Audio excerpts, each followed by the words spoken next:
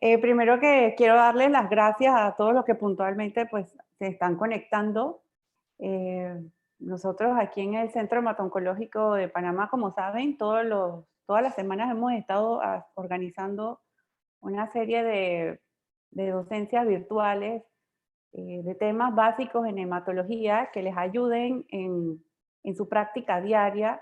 Sabemos que pues no todos quieren ser hematólogos lastimosamente, pero entendemos que muchos de nuestros temas necesitan pues repasarse cada cierto tiempo, porque son situaciones que se están encontrando ya sea en el pase de visita o inclusive por lo menos en el tema de hoy, pues les ayuda, inclusive pues si tienen eh, su práctica en consultorio, no necesariamente para pacientes hospitalizados, para médicos de primera línea, ¿no? Bueno, yo soy la doctora Linet López, soy hematóloga e internista, y pues aquí trabajo en el Centro Hemato-Oncológico, también trabajo en la Caja de Seguro Social, y estoy muy agradecida pues por, por todos ustedes que se están conectando, y en conjunto con el Hospital Panamá Clinic pues hemos hecho este cronograma. Hoy vamos a hablar de un tema que parece muy sencillo, pero yo creo que es más importante de lo que parece, que es la evaluación del hemograma y cómo detectar alarmas eh, que nos hagan apreciar o hacer apreciaciones consecutivas para entender si este paciente está ante una condición usual, tratable versus una enfermedad hematológica. Así que, con su permiso, voy a compartir la pantalla. Y no se compartió. Dame un segundo. Ok, un segundo. Ahora sí. Ok, no se asusten porque con el número de diapositivas se los prometo que se las voy a hacer bien llevadera. Va a ser más práctica que teoría, ¿no? Eh, ¿Me escuchan bien todos? ¿Se me escucha, Karen? Sí, se le escucha todo, doctora, bien. Bien. Bueno, el hemograma es la herramienta, yo creo que el laboratorio que más se ordena a nivel mundial, ¿no? Es la prueba más ordenada por todos los médicos, e inclusive los mismos pacientes. Dicen, me voy a hacer un hemograma a ver qué me sale. Eh, bueno, esto obviamente después de la pandemia, porque ahora todo el mundo lo que se quiere hacer es prueba de COVID y COVID y COVID para lo que sea, ¿no? Pero bueno, milenariamente el hemograma es muy solicitado, es una de las pruebas más solicitadas. Y no solamente nos ayuda a hacer un tamizaje de algunas condiciones, sino que nos da una visión general de lo que pueda presentar el paciente de su contexto clínico. Y pues qué bueno que ahora su realización es totalmente automatizada y cada vez los hemogramas vienen con mejor generaciones, no solamente aportando valores directos, sino calculados, e inclusive los mismos hemogramas te dan las alarmas y ya te van diciendo, bueno, cuidado, que tu paciente tiene como células inmaduras o tu paciente está anémico, y ya el hemograma casi que no va a reemplazar pues a los hematólogos, pero no es así, no es así. Es un arma de trabajo, ¿no? Se consta de un sistema de citometría de flujo en donde pues el, el aparato o el sistema lo que hace es que visualiza la célula en su tamaño, forma y complejidad, y entonces va haciendo un recuento, bueno, va pasando un glóbulo rojo, bueno, este es del tamaño del glóbulo rojo usual, ven que no es complejo, va a la cuenta, glóbulo rojo. Y así va cayendo un neutrófilo y lo va batiendo como si fueran los palitos, rayita, bueno, este es neutrófilo, este es eosinófilo y así se va. Es el mismo sistema de citometría de flujo que hacemos para inclusive valorar cuáles son los antígenos de superficie de células cuando queremos hacer diagnósticos pues, un poco más profundos. Son llamados de cuarta generación cuando se basan en principio de dispersión de luz láser y ofrecen histogramas y gráficas que muchas veces están allí y las ignoramos por completo. Pero si supieran esto y reconociéramos todo el potencial que tienen estos histogramas y estos dispersogramas, yo les prometo que cuando terminen esta conferencia, cuando reciban un hemograma, lo primero que van a ver son las gráficas y después van a fijarse en los valores. Estos son todas las cosas que podemos medir, todos los parámetros que podemos medir, algunos con medición directa, por ejemplo, como el recuento de glóbulos rojos, la hemoglobina, el recuento de glóbulos blancos, y algunos se hacen por cálculo en base a estas mediciones y son reportadas. Y de los histogramas, antes solamente nos reportaban el histograma plaquetario y el de los glóbulos rojos, también ya tenemos nuestro histograma de glóbulos blancos y además el dispersograma, las manchas estas que se ven ahí, que cómo dan información. Bueno, esto es lo que tenemos en un hemograma, ¿no? Vemos, ¿qué es lo primero que vemos? Vemos la cuenta leucocitaria y diferencial. Algunos tienen reticulocitos, no todos lo tienen, lastimosamente, pero podemos intuir con el histograma cómo están. Y esto, algunos tienen índices reticulocitarios. Entonces, vamos a aprender o vamos a repasar cuáles son esos red flags que tenemos que buscar en el hemograma para saber si tenemos que llamar a un especialista o por lo menos ir más o menos cómo podemos estudiar al paciente para tratar de investigar cuál es su condición. Entonces, en este hemograma sencillo, aquí vemos la cuenta de los glóbulos blancos con su diferencial, ¿verdad? Neutrófilos, los linfocitos, monocitos, eosinófilos y basófilos. Y vemos también su cantidad en números absolutos. Generalmente nosotros no nos gusta hablar en porcentaje, nos gusta hablar en números absolutos, porque los porcentajes dan elevaciones relativas de ciertos subgrupos de glóbulos blancos. Sencillo, el primer ejemplo. No, que el paciente vino con una linfocitosis porque tenía un 60% de linfocitos, pero la cantidad de glóbulos blancos era 6.000, o sea que los linfocitos absolutos no pasan de 3.000. Entonces es falso hablar de una linfocitosis si tu número absoluto pues no es arriba de 5.000. Aquí también vemos otros parámetros que más o menos los mencionamos, la hemoglobina, el hematocrito, el volumen corpuscular medio que nos ayuda mucho a orientarnos del tamaño del glóbulo rojo y así más o menos cuál puede ser su déficit, la concentración de la hemoglobina corpuscular y la concentración, o sea, la tasa de esta hemoglobina corpuscular, donde nos dice si el hematíe tiene poca hemoglobina en relación a su tamaño. Así que, por ejemplo, hay algunas veces que tenemos una anemia con un CHCM elevado. Entonces quiere decir que en el glóbulo rojo, la anemia es tal, pero ocupa toda la circunferencia, la hemoglobina del glóbulo rojo. Y eso se ve, por ejemplo, como en las esferocitosis, los cuando tenemos esquistocitos. Pero a veces las tenemos bajas, como en lo que es la anemia ferropénica, que todo el mundo conoce, que es el glóbulo rojo eh, que se ve hipocrómico y pálido. Y lo de las plaquetas, también todo el mundo a veces ignora este valor que es el volumen plaquetario medio, que es como el análogo del BCM, el glóbulo rojo, en donde te dice el tamaño. Aquí ven el histograma de los glóbulos rojos. Aquí no sé si, bueno, no se aprecia muy bien, pero aquí dice 50 a 100 y te puede decir más o menos un promedio de cómo puede estar el volumen corpuscular medio. Por ejemplo, en este caso es 88, o sea que más o menos si hiciéramos una rayita por aquí caeríamos en un 88. Y así es que se miden estos valores. Y aquí en las plaquetas, generalmente las plaquetas no deben pasar más de 10 femtolitros. Si hiciéramos un corte por aquí, vemos que las plaquetas más o menos están entre 8 y 9, o sea que tienen un tamaño adecuado.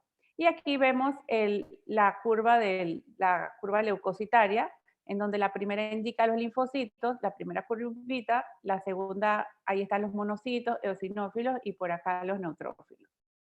Y bueno, el dispersograma se los voy a enseñar mucho más fácil en estas diapositivas que vienen.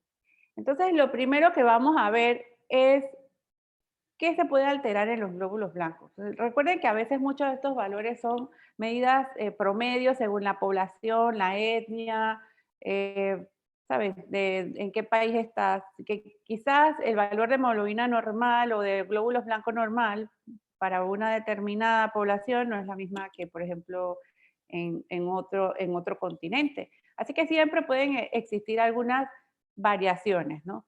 Pero estas alarmas son muy importantes que ustedes, por lo menos estas alarmas, nos llamen, sí o sí. Si tienes unas neutropenias menor de 1500, linfocitos mayor de 5000, porque pueden indicar leucemias o desórdenes linfoproliferativos, y monocitosis mayor de 1000, que pueden ser muchas veces reactivos, pero también puede indicar procesos mieloproliferativos como las leucemias mielomonocíticas crónicas. Y las eosinofilias mayor de 1000, que pues ya ustedes le han descartado que si tiene parásito o reacción alérgica y no encuentran la causa. Aquí vemos con más detalle, se ve mucho mejor, cuál es la distribución normal de los glóbulos blancos en el histograma de los leucocitos. Esta primera curva representa los linfocitos. Aquí esta siempre debe estar en su mayoría aplanada y debe representar los monocitos, basófilos y eosinófilos, porque en teoría son células que no deben predominar en el hemograma, ¿cierto? Y acá tenemos en la segunda curva, que es un poco más aplanada, pero más ancha, que son los neutrófilos, porque a veces, pues, según la maduración del neutrófilo, pues los tamaños se pueden expandir un poco más. Y este es el dispersograma, en donde a la derecha está lo más complejo y para arriba está lo más grande. Entonces, en base a esto, en esta área vamos a tener que los eosinófilos, los basófilos. Aquí vamos a poder tener en esta área, más o menos entre estas dos áreas, los neutrófilos, los linfocitos en esta área, porque son pequeños y no son lobulados, ¿verdad? Los monocitos, que son más grandes y ya vienen con alguna indentación en sus lóbulos. Y los neutrófilos en esta área, porque son como de tamaño mediano, pero ya vienen las lobulaciones. Y los eosinófilos y basófilos aquí, porque además de tener las lobulaciones, tienen estos gránulos grandes que ya son azurófilos, eosinofílicos, ¿cierto? Así que esto es como la base para poder interpretar todos los hemogramas que ahorita vamos a ver. Y aquí se los pongo porque podemos tener, además del dispersograma, poblaciones sospechosas. Si ustedes ya saben que por lo menos aquí deben estar los neutrófilos, eosinófilos, linfocitos y basófilos, y ustedes encuentran una población muy alta aquí, puede ser sospecha de blasto o demasiada inmadurez de neutrófilos. Si ven otra población por acá, pueden ser blastos, o sea, de leucemias, y aquí también pueden ser blastos. Así que es importante siempre fijarse en los dispersogramas, más cuando tenemos leucocitosis o alarmas en nuestros valores numéricos. Karen, yo no sé si puedes desactivar el silencio porque quizás algunos quieran participar. Es que toda la conferencia va a ser así medio participando. Y listo, ya desactivamos los micrófonos para que cada uno lo pueda realizar. Vale. Ok, el que quiera participar puede hacerlo sin pena. Entonces, aquí estamos como haciendo un Jeopardy. Tienen este paciente, este es un hemograma de hecho acá de Panama Clinic para que vean cuáles son los valores que cuentan y cuáles son las curvas que presenta en los histogramas que tienen. Tenemos un paciente con 4.800 blancos y aquí vemos la curva de los glóbulos blancos, ¿verdad? El histograma. ¿Quién se atreve como a más o menos decirme por lo menos los porcentajes que se esperan en este paciente de linfocitos, monocitos y neutrófilos? ¿Alguno se quiere aventurar? No tengan pena. Bueno, como la gente no quiere aventurarse, yo voy a jugar acá. Pues. Entonces, si abrimos esto, nos damos cuenta de que este paciente pues tiene estos 66% de neutrófilos. Quizás no es que tenga elevación de los monocitos, eosinófilos, pero relativamente está como un poco más alto de la proporción usual y por eso es que ven un poco abultada el área central. Este paciente es un paciente que se está recuperando de quimioterapia, ¿no? Y va en el día más o menos 16 y por ende quizás lo que vemos aquí abultado es un poco de los neutrófilos en banda o algún poquito de grado de inmadurez a la izquierda y por eso se abultan aquí en el histograma. ¿Okay? Este es un primer ejemplo. Aquí les tengo otro caso clínico. Tenemos un hombre de 55 años que fue al cuarto de urgencia porque sufrió una caída y le molesta el brazo y se le detectó que tenía una fractura de radiocúbito. No tenía ningún otro síntoma antes de todo esto y usted le toma un hemograma y ve una leucocitosis en 230.000. O sea, yo estoy más que segura que nos van a llamar por este pacientes. Pero es para que veas que esto no solamente llegan a la consulta de nosotros, o sea, muchas veces estos pacientes, inclusive haciéndose el laboratorio de control, uno puede encontrar estos hallazgos. Entonces, aquí vemos los glóbulos blancos están en 239.000, ¿no? Y esto es un hemograma, pues, de otro hospital de Seguro Social que hacíamos antes, donde presentaba muchas más curvas, pero vamos a ignorar esta y vamos a fijarnos en esta que ya la supimos interpretar, ¿verdad? ¿Alguien se aventura más o menos a darme el diagnóstico o decirme por lo menos cuál es la población que más predomina en este dispersograma? Jack dice que linfocitos. ¿Quién más por ahí? ¿Alguien más por allí? Bueno, vamos a repasar. Miren, esta es acuérdense, lo complejo va para acá y lo grande hacia arriba. Aquí está el área de los eosinófilos, porque son las más complejas. No son tan grandes y por eso es que se sitúan aquí. Esta es el área de los linfocitos y esta es el área de los neutrófilos y acá están los monocitos.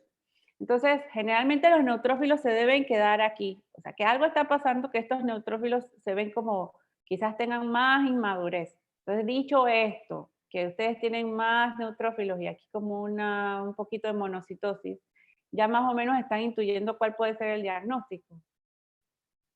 Aquí lo que ven en el frotis es que encontraron un 60% de neutrófilos, pero encontraron bandas, metamielos, mielocitos, promielos, solamente un 2% de blasto. Esto que ven aquí son los probablemente en los monocitos también cayeron algunas células inmaduras, de hecho que aquí lo marca en 6.300, y este es un hemograma muy clásico de un paciente con leucemia mieloide crónica. Así que pues nosotros recordar que en la hematopoiesis tenemos dos precursores comunes, el precursor mieloide y el linfoide. Y el mieloide se encargará de las células de los glóbulos rojos, de los glóbulos blancos y las plaquetas, y el precursor linfoide de los linfocitos B y T. Y que obviamente si hay una alteración en alguna de esas clonas, vamos a tener pues una fábrica perennemente encendida. Y según el precursor que esté alterado, si tenemos leucocitos muy altos, generalmente es una leucemia mieloide crónica, si tenemos hemoglobina y hematocritos altos, polistemia vera, plaquetas, trombocitosis esencial, y entre ellas pueden confluir y cambiar a mielofibrosis y leucemias mieloides agudas. ¿Por qué les cuento esto? Porque cuando el glóbulo blanco va madurando en la médula ósea, para que pueda salir a la sangre periférica, tienen que pasar muchas horas. Y esto es importante para que ustedes lo sepan en su diagnóstico diferencial de leucocitosis. No todas las leucocitosis son enfermedades hematológicas. Acuérdense que también puede ser secundario a medicamentos, como los esteroides clásicamente. Ustedes inclusive pueden tener una leucocitosis transitoria. Si se hiciera un hemograma después de hacer una rutina de ejercicio exhaustiva, podría tener una variación y una pequeña elevación de glóbulos blancos. Y es porque existe un pool en la médula ósea y un pool marginal de glóbulos blancos que están ahí listos en los vasos sanguíneos. Yo les digo que ellos son como unos soldados como paracaídas, donde ellos ven una infección aguda o algo agudo que está pasando, ellos saltan a la sangre periférica. ¿Se imaginan que no tuviéramos estos glóbulos blancos marginales? Entonces, el cuerpo no podría responder tan rápido a infecciones, etcétera, porque tendría que esperar todas estas horas para que la médula ósea entonces respondiera y entonces elevara los glóbulos blancos para ayudar a atacarla. Y todas esas horas se emplean madurando al glóbulo blanco, añadiéndole gránulos, van eliminándose antígenos de superficie y adquiriendo algunos otros que indican su madurez hasta el neutrófilo segmentado, como ven en esta gráfica. Y estos son los estadios de maduración del glóbulo blanco. En la leucemia mieloide crónica, ustedes ven todas esas células en el frotis de sangre periférica, tanto así que a veces la pudieran hasta confundir con un frotis de una médula ósea. Y esto era lo que le decía, pues que de dónde vienen los glóbulos blancos según la incidencia de la condición. Por ejemplo, en infecciones agudas era lo que le decía, se desmarginan los glóbulos blancos de los vasos sanguíneos. Si tenemos desórdenes mieloproliferativos, obviamente que se abulta el pool en la médula ósea. Y no podemos dejar de por fuera en este tema de los glóbulos blancos altos la reacción leucemoide. Las reacciones leucemoides a veces son un dolor de cabeza, porque asemejan mucho a una leucemia mieloide crónica, e inclusive nos ha hecho parar, inclusive hacer médula ósea, porque a veces no podemos lograr distinguirla cuando la reacción leucemoide es muy severa. Pero generalmente se debe a un proceso de base y generalmente son infecciones. Ella es transitoria y no debe estar asociado a hallazgos como esplenomegalia, ni basofilia, ni eosinofilia. A simple vista esto podrá parecer una LMC, pero miren que no tiene precursores tan inmaduros, ¿no? Pero esto, bueno, como todo en medicina, nada es exacto, donde uno no espera que encontrar basófilos y eosinófilos, en algunas reacciones leucemoides también las pueden ver. Y una de las clásicas causas de una reacción leucemoide son las infecciones por Clostridium difficile, que confieren alta mortalidad y que pues algunas veces las hemos visto en cuidados intensivos. También las tuberculosis diseminadas, la gran simuladora, y secundarias a drogas o toxinas como corticoides o malignidades. Por eso es que es muy importante la historia clínica, ¿no? Y esto es otra alteración que produce leucocitosis, que son deficiencias en la adhesión del leucocito en el área marginal. O sea, quizás algunos de esos glóbulos blancos que están ahí listos para atacar cuando hay una infección aguda, no están bien anclados a los vasos sanguíneos y algunos están perennemente circulando en la sangre y ellos producen una leucocitosis leve en el paciente. Son esos pacientes que siempre tienen los glóbulos blancos altos en el hemograma y nosotros los hematólogos nos hemos vuelto locos mandándole prueba molecular, inclusive algunos médulas óseas, y no les encontramos nada. Pues ahí está una causa. Lo que pasa es que no está estandarizada las pruebas diagnósticas para estos pacientes. Y pues esto es la leucemia mieloide crónica, que era lo que les decía, que el frotis parece la curva esta de maduración que les puse, ¿no? Y bueno, nosotros nos valemos de otras herramientas como pruebas genéticas, donde vemos la translocación 922, pruebas de FISH y moleculares. Ellos generalmente siempre tienen esplenomegalia, casi más del 80%. Algunas veces pueden estar asintomáticos, como el paciente que les enseñé, que llegó por urgencia por otra cosa e incidentalmente vieron el hemograma. Y es porque nosotros no tenemos mucha cultura de hacernos exámenes regulares, a menos que nos pasa algo o nos sintamos mal. Y recuerden no confundirlo con la reacción leucoretroblástica, en donde vemos desviación a la izquierda de la serie blanca y glóbulos rojos nucleados. Y esto siempre es indicativo de que hay algo en la médula ósea empujando las células que deberían terminarse de madurar allá y van a la sangre periférica a madurarse. O sea, algo está pasando en la médula ósea que los empuja a salir antes de tiempo. Así que esto es un indicio para entonces llamarnos también. Así que bueno, veamos otro hemograma. Este paciente, ¿qué les llama la atención de aquí? Tenemos 4.000 blancos, 12.8 de hemoglobina, tenemos 212.000 plaquetas, ¿no? Y si vemos en el dispersograma, pues aquí está como un poquito abultada esta parte de los eosinófilos basófilos, los neutrófilos están un poco hacia arriba, como que están un poco inmaduros. Así que a mí me llaman la atención estos eosinófilos y basófilos. Nunca un basófilo, los basófilos deben estar elevados. Si los basófilos están elevados, es mejor llamar a hematología porque generalmente están asociados a condiciones hematológicas. Bueno, este paciente es una trampa porque este paciente era un paciente que estábamos estimulando para hacerle una cosecha de células madre, pero me pareció bonito ejemplo para que vieran lo de los basófilos, ¿no? En los basófilos, en el histograma de los leucocitos, ven que abultan el área del medio, que debería estar aquí la curva más aplanada, y recuerden que lo ven en esta área del dispersograma de los glóbulos blancos. Este otro es un paciente que nos llegó de Chitré, que siempre nos apoyan en las docencias, pero es porque nosotros también los apoyamos mucho a ellos en sus pacientes.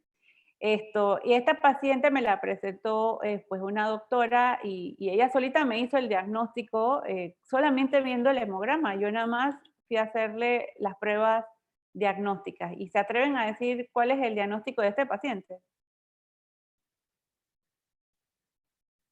Bueno, este paciente también es una leucemia mieloide crónica. Ven aquí el abultamiento de los neutrófilos, aquí un poquito alto el área eosinófilos, basófilos, y pues las cuentas acá regulares. Y en el diagnóstico diferencial lo mismo, pues Esta paciente tenía 5% de eosinófilos y tenía toda la serie blanca representada ahí en la maduración. ¿Okay? Aquí vemos también que tiene un poquito alto los basófilos. Y pues esto es lo más importante que tienen que ver para ustedes estar seguros que no se les pase una LMC, pero no todo es leucemia mieloide crónica. Por ejemplo, en este caso, también tenemos 250,000 blancos, ¿ok? Oye, ¿quién me raya? 250,000 blancos, paciente con una anemia severa, ¿verdad? Plaquetas de 96,000. Pero cuando vemos los valores absolutos de los neutrófilos y los linfocitos, vemos que este paciente tiene una linfocitosis en 50,000 y tiene esto, además tiene una neutrofilia. Pero miren esto, los monocitos están en 186,000, ¿no? Entonces ya esto te hace pensar que este paciente tiene una población que probablemente no es tan madura. Este paciente resultó ser una leucemia aguda, ¿ok? Así que esto se los digo porque tanto la leucemia aguda y la leucemia mieloide crónica son condiciones que debemos tratar rápidamente, pero más las leucemias agudas. Ustedes piden el frotis y el diagnóstico de las leucemias agudas con el hemograma se logran hacer en menos de 30 minutos. Ese es el tiempo que les debe tomar diagnosticar una leucemia aguda. Nosotros solamente nos encargamos de hacer pruebas pronósticas y eso, pero yo siempre he dicho que la mayoría de las enfermedades hematológicas el diagnóstico no lo hacemos nosotros, lo hacen ustedes y nos lo mandan para que nosotros ya hagamos tratamiento o pruebas diagnósticas. En el mundo ideal debería ser así, que el paciente no tenga que llegar hasta un especialista o un subespecialista para diagnosticar algo así. La sospecha diagnóstica dirigida hace que el paciente remita a la especialidad que necesita atenderse prontamente. Así que pues, dentro de los leucocitosis, como ya saben, nuestra segunda arma más importante, además del hemograma, es el frotis de sangre periférica.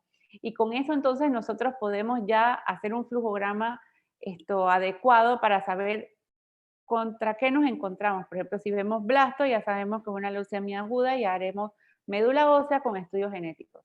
Si vemos una monocitosis, pueden ser reactivas, pueden ser algunas malignidades, puede ser tuberculosis, causas autoinmunes o inclusive una leucemia mielomonocítica crónica. Entonces, quizás este paciente pudieran estudiarle un poquito descartar algunas causas antes de enviarlo. En las neutrofilias marcadas, cuando tienes displasia y todo lo demás, debemos ver si hay un mieloproliferativo. Pero acuérdense que las neutrofilias también están en nuestro diario vivir en las infecciones, que un paciente ya también le va a decir si tengo fiebre, si tengo un poco infeccioso, lo van a encontrar evidentemente y no es necesario llamarnos. Las basofilias siempre llámenos, no ni lo piensen. Eso es hematológico hasta que se demuestre lo contrario.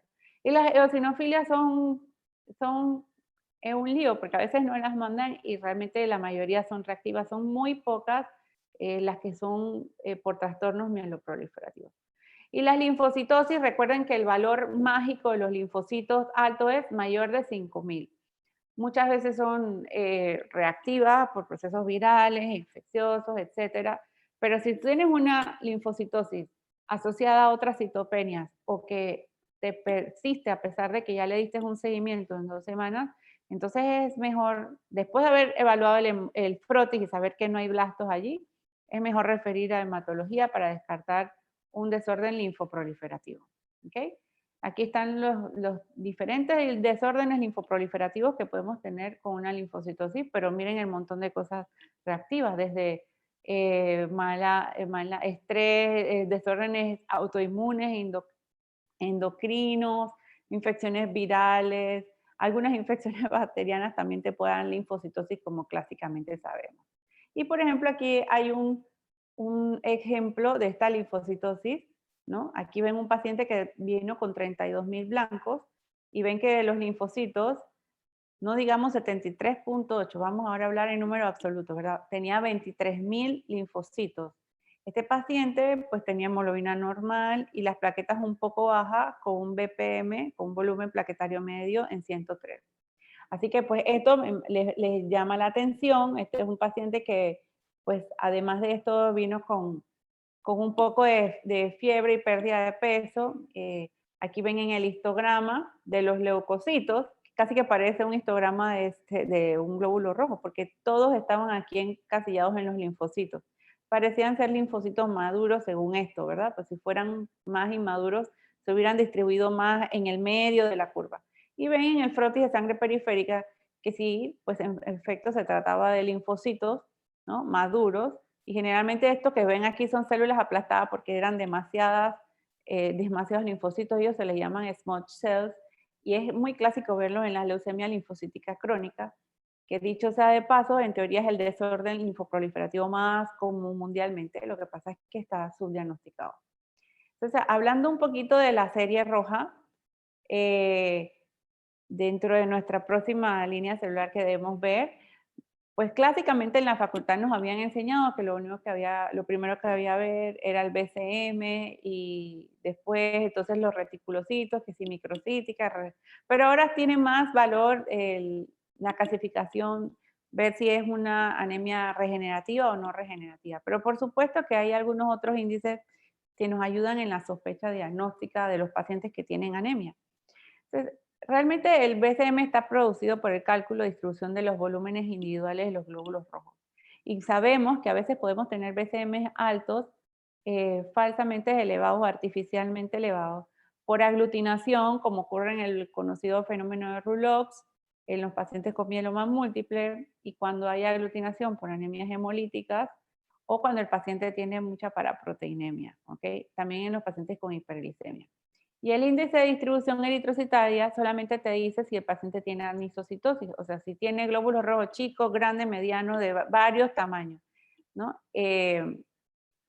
Así que esto lo vamos a ver en el índice de distribución eritrocitario, que solamente puede estar normal o elevado, no puede estar bajo, ¿no? La hemoglobina, pues, bueno, las causas de policitemia secundaria son una cosa, pero puede estar elevada la hemoglobina artificialmente por la misma leucocitosis, paraproteinemia e hiperlipidemia. ¿Ok?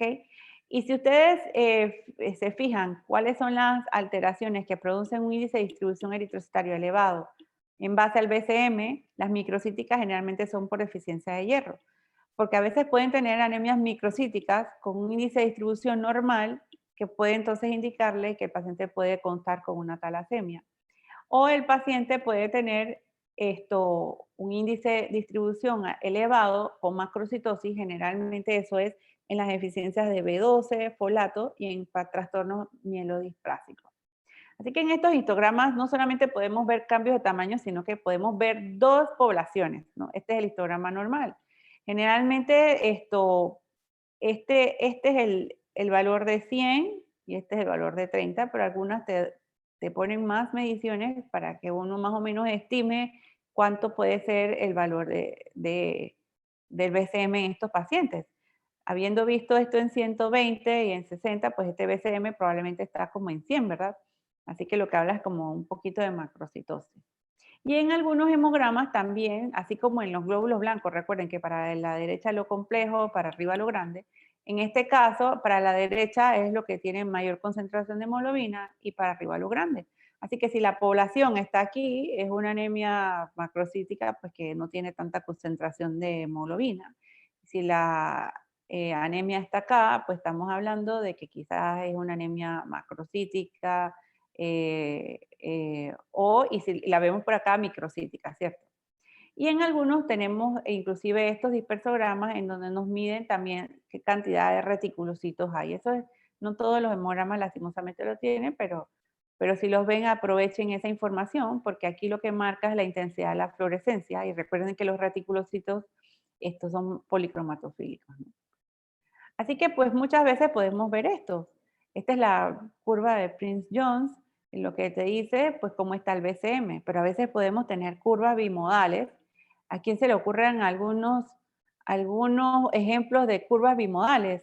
Y yo puedo pensar en varios, pacientes que tengan inclusive una PTT, que tengan glóbulos rojos fragmentados, pueden tener dos poblaciones, pacientes con válvulas mecánicas cardíacas, que estén haciendo hemólisis y estén fragmentando glóbulos rojos, anemias por deficiencia de hierro, que quizás estén en tratamiento, y es el ejemplo que le pongo a continuación. Por ejemplo, esta paciente de 36 años que presenta una anemia moderada con nivel de hemoglobina en 10.5, va a consulta ya que el tratamiento estaba tomando hierro oral, pero generalmente cuando van a la consulta siempre me llama la atención que los pacientes se toman el hierro y no se les orienta que el hierro debe ser tomado en ayuno, porque si no, no se absorbe bien. Recuerden que se absorbe mejor en medio ácido. Así que digamos que es una paciente que está tomando el hierro más o menos, ¿no? Entonces aquí vemos que la mayoría de su población de glóbulos rojos todavía es microcítica. Alguno que otro ahí levantándose con BCM un poco altos, ¿no? Así que el índice de distribución eritrocitaria, como está aquí, está elevado, porque tenemos glóbulos rojos de diferentes tamaños. Eso es lo que indica el RDW o el índice de distribución eritrocitaria. Y ven que la tasa de concentración de hemoglobina corpuscular es baja, porque en los glóbulos rojos, por anemia por deficiencia de hierro, tienen poquita hemoglobina en relación a la circunferencia del glóbulo rojo. ¿Ok? Eso es lo que indica ese SHCM que todo el mundo, pobrecito, lo ignora. Y esta misma paciente, después de un mes que le pusieron el tratamiento, dijo, no señora, tómeselo 3 veces al día, no tómeselo en ayuno. Entonces ya vemos que los glóbulos rojos migraron a un tamaño más grande, porque claro, ya están siendo adecuadamente suplementados. Quizás no están del todo bien, pero ya la paciente va teniendo tamaño, de hecho lo que van viendo como el BCM va cambiando, ¿ok? Y el índice de distribución eritrocitaria sigue elevado porque ella todavía está haciendo la transición. No es allá después de que la paciente ya lleva más meses en tratamiento, es que el BCM se va normalizando y las curvas entonces ya solamente queda una pequeña área ahí de microcitosis, pero ya la curva se va como normalizando, ¿cierto? Y bueno, hablemos de la serie plaquetaria. La serie plaquetaria, saben que las plaquetas, por más chiquitas que son muy importantes y pues yo siempre les he dicho que son la reina de la coagulación. Y ellas también nos ofrecen mucha información. Y generalmente lo que podemos ver en ellas es el valor del volumen plaquetario medio. El volumen plaquetario medio bajo indica plaquetas pequeñas. Y si indica plaquetas pequeñas, recuerden que las plaquetas son estos fragmentos de los megacariocitos que se van fragmentando y van siendo arrojados a la sangre periférica. Entonces, si tienes plaquetas muy pequeñas, son plaquetas viejas. O sea, que la médula, o sea, algo está pasando si tienes trombocitopenia, ¿no? Que, no sé, algo está pasando a nivel central porque no está tirando plaquetas jóvenes. Y mientras más grande veas las plaquetas, es que puede ser al contrario y que algo está pasando en la periferia que está o secuestrándolas, por ejemplo, como los esplenismos. Y entonces ustedes pueden inclusive en el frotis ver macroplaquetas. Así que pues aquí tenemos otro ejemplito. Aquí ven este paciente que no solamente tiene una visitopenia a expensas de hemoglobina en 8.6 y las plaquetas en 116.000, con un volumen plaquetario en 10. Bueno, yo les dije que el volumen plaquetario medio es hasta 10.5, pero claro, esto está muy en la raya, ¿no? Así que cuando ustedes ven eso, siempre hagan el frotis, porque se pueden observar plaquetas grandes, así como también pueden ver agregados plaquetarios. De hecho, es una manera muy sencilla de descartar una pseudotrombocitopenia, fijarse si el volumen plaquetario está elevado. Si está así, revisen el frotis, porque a veces es que las plaquetas se aglutinan por un fenómeno autoinmune con el anticoagulante del EDTA del tubito de la tapa morada. Entonces así evitan por lo menos que un paciente se le omita una cirugía innecesariamente por una pseudotrombocitopenia, ¿cierto? Aquí ¿o qué observan? Que en la curva plaquetaria no se observa una curvita en campana como la hemos visto a lo largo de toda la conferencia. Vemos que se distribuyen las plaquetas, wow, hasta imagínense algunas aquí, hasta de 28 fentolitros, ¿no? Entonces, probablemente estamos aquí ante un hallazgo de paciente que sí está bajo y probablemente siga bajo, pero no sea su valor real. Quizás en el conteo manual de plaquetas, este paciente tenga inclusive hasta 40.000 plaquetas y entonces se ahorran una transfusión innecesaria, ¿verdad? Este es otro ejemplo. Este ejemplo me gusta porque A ver, yo les voy a dar el caso clínico. Esta es una paciente de 68 años que va a la consulta porque pues incidentalmente le encontraron trombocitosis en el hemograma. Ven que las plaquetas están arriba de 1 millón, ¿no? Pues al examen físico, uno le pregunta y pues no se le palpa esplenomegalia. Y la paciente, como ya está menopáusica, sí refiere que ocasionalmente pues presenta muchas epigastralgias, y pues las comidas a veces le caen mal, etcétera. Así que vamos a analizar bien estas 3 líneas celulares. O sea, que ustedes ven aquí, glóbulos blancos en 9440, veamos el diferencial, ¿verdad? Tenemos neutrófilos en 6100, vemos que hay un poquito de elevación de basófilos, y si lo quieren ver en porcentaje, veámoslo en porcentaje, está en 1.3, no es mucho, pero siempre les dije, cuidado con los basófilos altos. Entonces, aquí vemos la hemoglobina en 10.9 con un BCM en 58. Entonces, claro, uno piensa, bueno, qué raro, con esa hemoglobina que tampoco está tan baja porque tiene el BCM, ¿qué será? Una talasemia. Entonces ustedes se van a ver el índice de distribución eritrocitaria. ¿Dónde se ven estas anemias microcíticas con índice de distribución eritrocitaria elevado? En las ferropenias, ¿verdad? Entonces, esto no es una talasemia. Y las trombocitosis a veces pueden ser reactivas a anemias ferropénicas. Pero de todas maneras, chequemos cómo está el dispersograma. Aquí vemos los basófilos, los neutrófilos, que los veo un poco elevados, y vemos los linfocitos. Pero ¿saben qué? Siempre que cualquier tecnólogo tenga un hemograma con alarmas o alteraciones en las cifras, está obligado a hacerle un frotis de sangre periférica. Así que si tienen la curiosidad, vayan y hagan el frotis de sangre periférica. Así que miren lo que nos encontramos por acá. Nos encontramos que sí, pues la paciente tenía una hipocromía importante, pero yo también vi otras cosas. Vi que había hipogranularidad de la serie roja. En este frotis no lo vi, pero vi unas macroplaquetas muy grandes, estaban muy reticulares, que no es lo mismo macroplaquetas como, por ejemplo, quizás estas. Eran plaquetas tan grandes como un linfocito. Entonces ahí sí debe despertar la curiosidad y pensar, una trombocitosis de 1 millón de plaquetas, ¿será solamente una anemia ferropénica? Bueno, este paciente, pues les comento que le hicimos médula ósea, y pues sí tenía una deficiencia de hierro, pero sí tenía un mieloproliferativo, tenía una trombocitosis esencial con JAK2 positivo, ¿no? Así que este paciente le daban hierro, probablemente le hubieran dado hierro, ok, no pasa nada, un tiempo, pero la trombocitosis no se le iba a ir. Entonces, quizás en ese momento era el momento de mandar el paciente a hematología. Así que bueno, ya no los voy a aburrir, vamos a practicar solamente con algunos hemogramas que encontré. Tenemos este hemograma con 38,000 blancos, ¿ok? Y con este dispersograma, ¿alguien se aventura a decirme cuáles son estas poblaciones que ven allí? Neutrófilos. Ok, ¿quién más por A ahí? mí me parece que hay blastos. Ok. Y mire, acuérdense, ustedes no se copian, son bien honestos, pero aquí está todo el diferencial, ¿no? Vamos a ver la curva. Aquí venía la curva, aquí en teoría, si esta es la de los leucocitos, aquí deberían venir los linfocitos. Y algo está abultando aquí en el medio, ¿verdad? Entonces vamos a descubrir, sí, este paciente en el medio, que están los monocitos, los basófilos, los eosinófilos. Así que esta población que ven aquí, son puros monocitos y estos son linfocitos. Este paciente es una leucemia aguda. Así que siempre que ven este histograma, donde se debe ver los linfocitos y por acá los neutrófilos, y lo que ven abultado es el medio, porque ojo, no todos los hemogramas tienen este dispersograma, pero casi todos tienen esto. Cuidado con las leucemias agudas, pidan su frotis de sangre periférica. Aquí tenemos otro paciente que vino por pancitopenia, ¿no?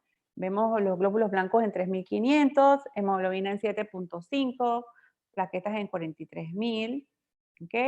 Probablemente si calculamos un índice reticulocitario está por menor de 1.000. Me llama la atención, tiene un BCM en 79, que no es alto, y que la célula que predomina, ¿cuáles son? Los linfocitos, ¿no? Tiene en números absolutos 2.200, en frente a unos glóbulos blancos de 3000 y tiene monocitos en 20.4%, que son 720. No llegan a 1000, pero relativamente son las dos células que más predominan en este hemograma. Así que tenemos una pancitopenia con BCM más o menos normocítico, ¿okay? Con predominio de monos y linfos. ¿Okay? Y aquí vemos el dispersograma, que aquí están los linfos y esta es el área de los monos. Y miren los neutrófilos poquitos aquí, casi no se ven eosinófilos y basófilos. ¿Okay? Vemos dos poblaciones, la monocítica y los linfocitos. Esta basurita que ven por acá siempre son normoblastos o esquistocitos o algo así. ¿Qué diagnóstico puede tener ese paciente? ¿Alguien se aventura? ¿Anemia plástica, leucemia o una anemia megaloblástica? Plástica. Ok, recordemos que el BCM estaba en 74. Generalmente las pancitopenias por anemia plástica cursan con BCM altos. Otra cosa que te da pancitopenia con BCM altos son las hepatopatías, los síndromes mielodisplásicos. Pero este paciente encontramos la anemia plástica no debe por qué tener tanto predominio de esta serie de monocíticas. Así que este paciente descartamos anemia megaloblástica, plástica y nos quedamos con un diagnóstico más seguro de una leucemia, que obviamente la vamos a confirmar con un frotis de sangre periférica, no pasa nada. Así que este mismo paciente, a ver, miren estas curvas del histograma de los glóbulos rojos, ¿no? Y vamos a ver de las plaquetas. ¿Qué tipo de anemia tiene? Bueno, ahí más o menos se lo soplé. Claro, todo debajo de BCM debajo de 80 se considera microcítica, pero este paciente, como ven acá, si este es el 30 y este es el 100, pues sí pareciera que tiene tendencia a la microcitosis, ¿no? Y por último, las plaquetas, ¿cómo las ven? O sea, son pocas, ¿no? Pero ellas tienen una tendencia ¿a qué? A ser pequeñas porque están lejos del BPM de 10. Porque pues, imagínense que este es el BPM en 10 y aquí está. Entonces, viendo que tienes una trombocitopenia con BPM menor de 10, ¿ustedes qué piensan? ¿Que la causa es central o periférica? Recuerden que los volúmenes plaquetarios medios bajos, generalmente la causa es central, que va con una leucemia aguda. O sea, hay un problema de producción porque son plaquetas chiquitas y viejas. ¿Okay? Así que bueno, para concluir, todo hemograma que tenga alteraciones significativas en las series principales y o reportes de alarma debe realizarse un frotis de sangre periférica. Y todos los pacientes con estos hallazgos en el contexto de la clínica y obviamente luego descartar causas reactivas o secundarias, por lo menos deben tener el frotis y si pueden en algún momento tener una evaluación por hematología. Así que bueno, esto era lo que les quería repasar. Espero que les haya gustado. No sé si tienen alguna pregunta. Karen, si me puedes desactivar los micrófonos.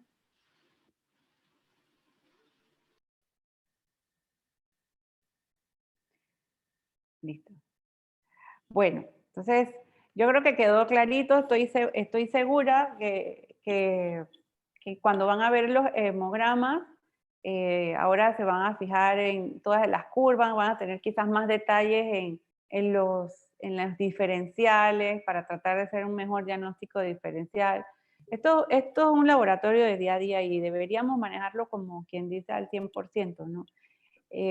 Así que pues igual cualquier cosa a la orden, cualquier consulta a la orden. Y por último, recordarles que nosotros todas las semanas estamos haciendo estos seminarios. Karen, recuérdame el seminario próximo este miércoles de qué es. Es del doctor Espino, ¿verdad? También vamos a hablar de problemas de la coagulación y de tromboelastograma. Así que pues muchas gracias por toda su atención. También recordarles que hoy tenemos una actividad aquí tengo unos chats para ver por si acaso hay alguna pregunta.